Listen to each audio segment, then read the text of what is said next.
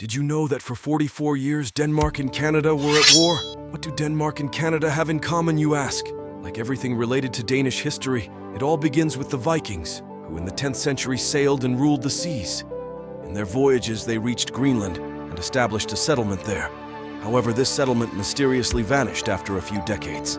Several centuries later, in the 18th century, the link between Greenland and Denmark was re-established. Denmark annexed the vast area to its territory. And today, the Kingdom of Denmark includes Denmark, Greenland, and let's not forget the Faroe Islands. Now we will move on to the maple lovers, the Canadians. Canadians love only one thing as much as maple, and that is wars. And to be honest, they are good at it too.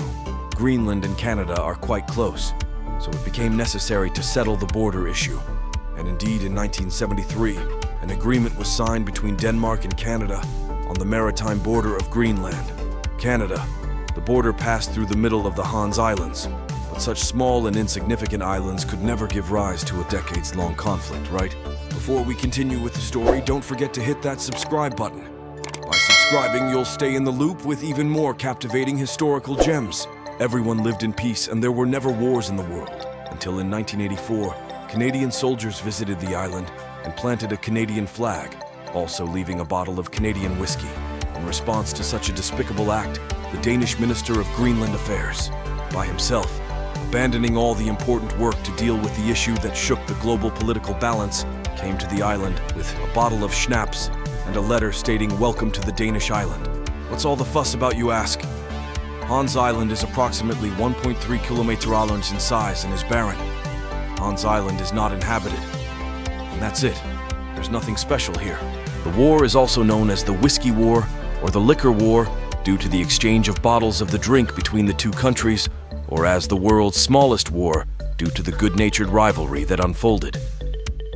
Danish and Canadian officials engaged in a playful exchange of flags, whiskey bottles, and humorous notes on the island over the years.